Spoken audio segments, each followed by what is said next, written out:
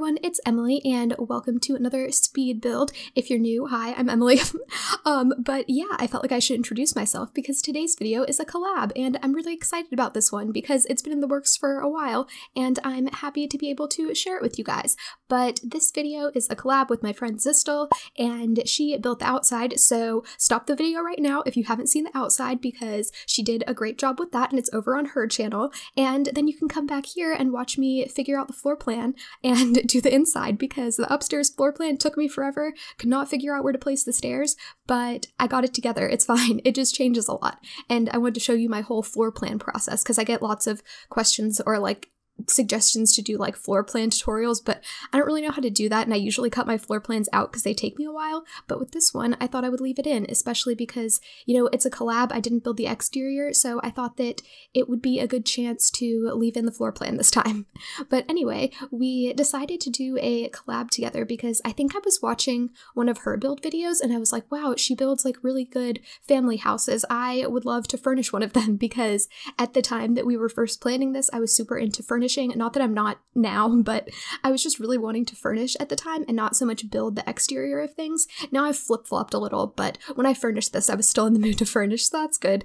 But yeah, I said, if you ever want to do a collab, like reach out to me on Twitter. I would love to furnish one of your houses. And she did, so now here we are doing this collab. And yeah, I'm really excited about it. I love how the inside turned out and the outside is beautiful as well. I'm super excited to see her video and how it all came together on her end. But yeah, all I have right now is mine. So here it is. But I guess first I will talk about why I love Ziistel because there are lots of things about her that I like, and then I guess I'll kind of go over what my channel is in case you're coming over from her channel and don't know anything about me. So Ziistel is so great. She has such good energy. I really love watching her videos. She just puts me in the best mood, and I'm a pretty positive person, so I really like to watch other positive people and it just makes me happy. And she just has this like super bubbly, fun personality, and I don't know, I just really enjoy watching her videos because she's just so like full of energy. I feel like I'm just saying the same thing a million times, but I don't know, she's just one of those people that like makes you happy just by listening to her, if that makes sense. So I really love watching her videos, especially if I'm like not in the best mood or it's been a rough day or something, because she just has like so much joy in her like tone of voice and everything when she's doing her videos. So that's something that I like about her channel, and one of the reasons why I will watch like pretty much every video she puts out, because her energy is just so great to be around. So yeah, and also her build videos are really good. She does lots of family homes. I'm pretty sure that's like her favorite type of thing to do, and I know she builds a lot of houses for like families that she's playing with. And ooh, this is my favorite thing. Oh, sorry, my dog just barked if you heard her. Okay, hold on. Okay, I think the doggo is done now, but gotta love living at home, right?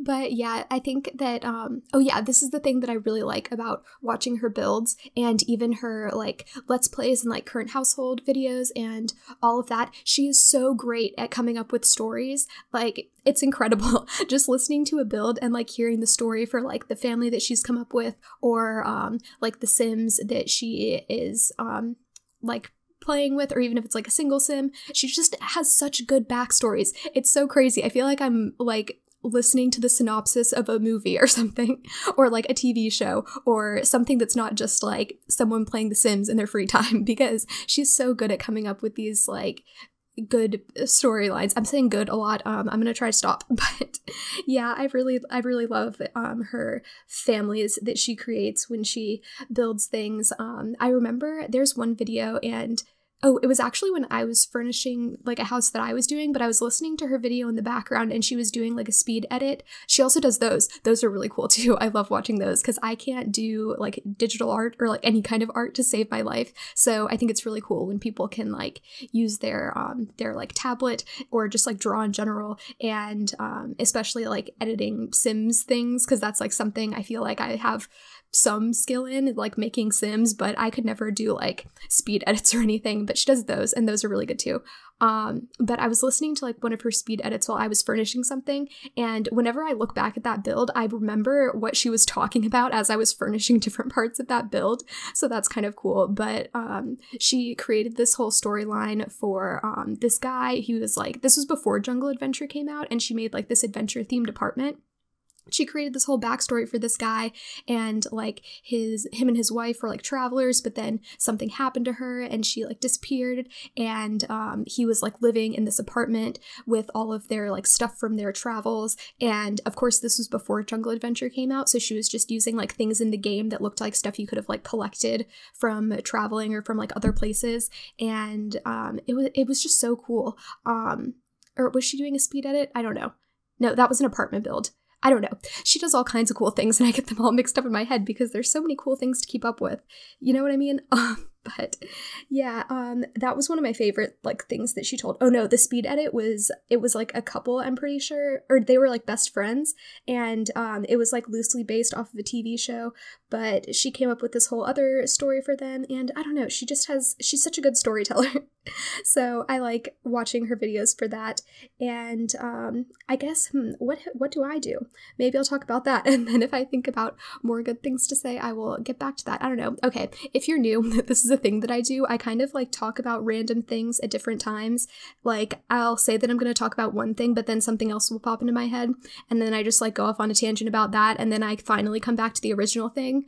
The only time that it's really bad is when I'm talking about something that I'm like doing in the build, and then I switch topics to something else, and then I remember the thing that I was talking about earlier, and it was like a cool thing I wanted to point out that I did in the build, and then I try to go back and talk about it, but it's like not on the screen anymore. I'm sure it gets really confusing, so sorry about that. But luckily this time I'm just, talking about Ziistel and myself, so it's not quite as confusing because it's just chatting about things. It doesn't have to match what's going on the screen. It's just word vomit of what's in my head, so it's fine. But yeah, so what do? I do builds a lot, and then I also have one Let's Play, which is like the Upgrowth Challenge. If you haven't heard of that, it's kind of like a decades type of thing. Like each generation is like 2 decades. So like the first generation was like the 1890s and 1900s, and then the next generation was like 1910s, 1920s, and we're on the 3rd generation now because I'm playing on short lifespan, so it only takes me like 11 parts to get through the generation, but we're on the 3rd generation, and it's the 1930s and 40s, so that's kind of cool. And then I do like apartment builds once a week, I do like smaller houses once a week, and I try to do family homes once a week. I do community lots every now and then, but I have just started a new build series, which is kind of cool and relevant because, this is a build and it's a family house, which is basically kind of what the series is based on. But the gist of the series, I'm calling it Designer Renovations because you can submit a house to me that you are playing with a family in the game, and you can tell me all the family members, all the details on that, and upload your build to the gallery, the house that you're playing in, and I will renovate it for you. So say you have you start off with a family, or like it's a small family or a couple or something, and then they have some kids, you're outgrowing the house, you like the house you're playing in, or maybe you built it yourself and the floor plan is getting kind of weird because you just have added a bunch of rooms on to try to accommodate for all the kids, and you need a little assistance fixing the house to help make it more playable for your growing family. So you can send it on over to me and I will help you out, and you can give me all the details of the family members, you can tell me a budget if you want one, and I will only use the packs that you use in your original build, and then you can place it in your game no problem, because I feel like if I'm going to do a series making houses for you, then I would like to do something where it kind of, it's usable in the game. You don't have to replace stuff once you put it in your game. So that's kind of my own personal little challenge and way to help you guys out if you're interested in that. And the way that I'm kind of taking submissions, I guess, I don't really know what else to call them. They're not entries, submissions. I feel like submissions is the best word, but the way that I'm collecting houses for this challenge is through my Discord channel, or server. There's a designer renovations channel on the server, but you can join my Discord server and you can do that anyway, and we can just chat and hang out. You don't have to submit something, but you can also submit your houses through there and give me all the details, let me know your origin ID, the name of the build, and whatever else. I'll probably put a little pop-up on the screen so it's not too confusing. And yeah, then I'll just check it out. I'll see what I can do, and I'm going to post those every Wednesday. I have just done the first one, and that should be up before this video is, I believe. So yeah, check that out if you're interested and you're new and you don't know about it, or if you're not new and you just haven't really looked into that too much. Those are all the details for you.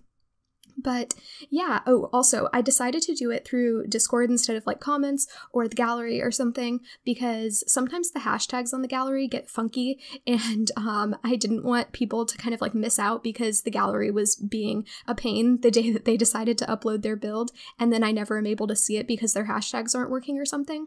So yeah, I thought Discord would just be better so that I could collect all the information and it would be in one channel, so it would all be in order, because I'm going to try to do them in order, but yeah, we're seeing how that goes. But yeah, that's kind of my plan for now with that series. But yeah, ooh, I did a fun, see, okay, I told you that I like to talk about the build out of order, and now I'm going to talk about the build out of order because I did a fun thing in the dining room that I liked with the little bench seat. I put a little bench on the dining table. I don't know, I've been getting into that, and I used to think that stuff like that was stupid because it always bothered me when people did things in their builds that weren't usable, like, you know, putting a bench at the table, because that doesn't really function as a chair in the game. It probably never will. Just because of the animations and stuff, I can't imagine them making a functional like bench seat to use at a kitchen table. So I just kind of made my own, and yeah, like I said, that used to really bother me when I saw people do stuff like that, because I was like, this isn't playable. Why would you do that?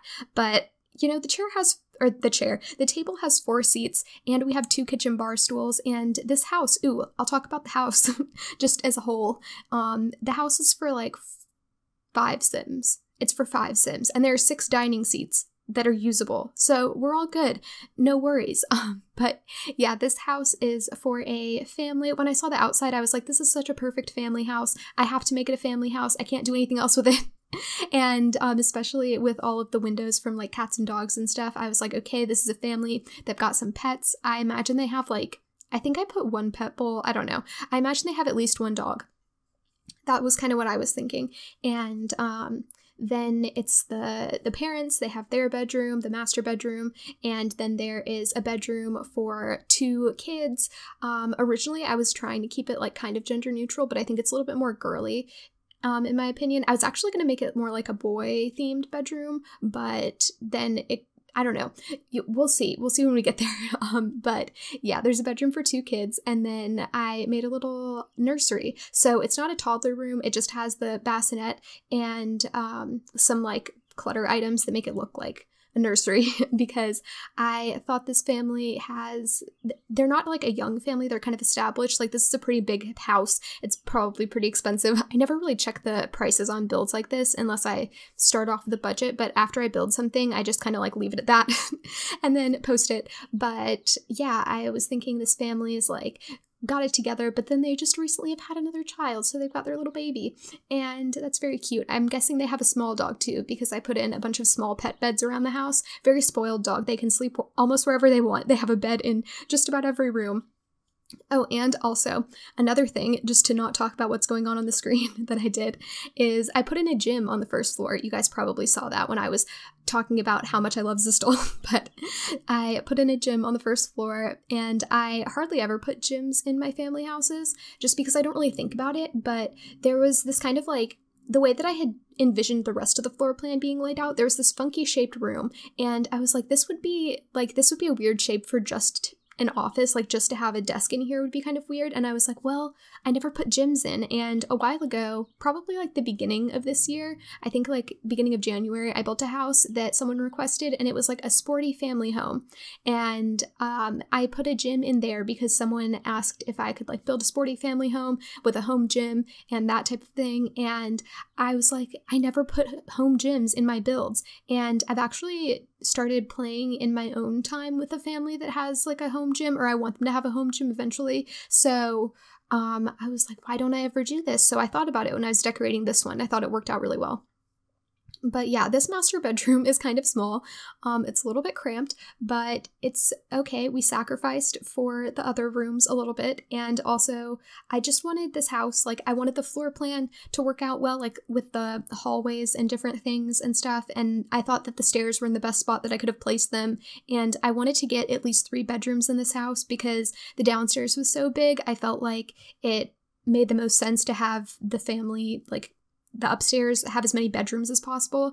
And so we got in 2 bedrooms and 2 bathrooms, or 3 bedrooms and 2 bathrooms up here. And then we have like the half bath on the first floor. I like doing that because I feel like it's realistic. Like at least every house that I've lived in that, well, I've only lived in 2 houses, like that my parents have owned and I have lived in at home with them, but those both have been like 2-story houses, and on the first floor, we've always had a half bath. So that's just where my mind goes when I'm furnishing family houses, is kind of like what I'm used to.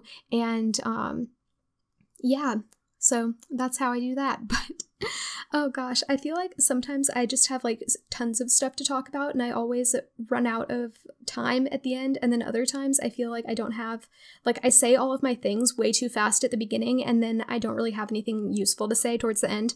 That's kind of how I'm feeling now. And I have another voiceover to do after this, so that's great. I'm actually still on spring break from school right now, but this is probably going to go up like a while after that because I've done a lot of pre-recording trying to get things scheduled before I go back to school, so that I'm kind of, my goal is to be like a week to a week and a half ahead with most of my videos, so that when finals come around, I don't have to take a break from anything. Because when I hit midterms this year, I had to stop posting my Not So Berry Challenge updates. Oh, that's another thing that I do, by the way, if you're new. I'm playing the Not So Berry Challenge in my free time, and I do weekly updates. So it's like a current household, but I just update you on it more.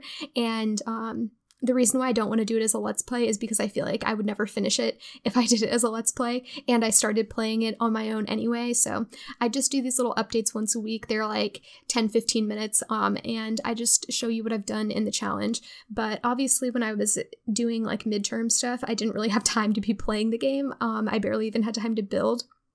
So I took a break from that, and I'm trying to avoid taking a break from any of my videos when I get to finals, but we'll see how that goes because I don't know. I only have one real final though, because my other finals are like papers or projects or presentations or something.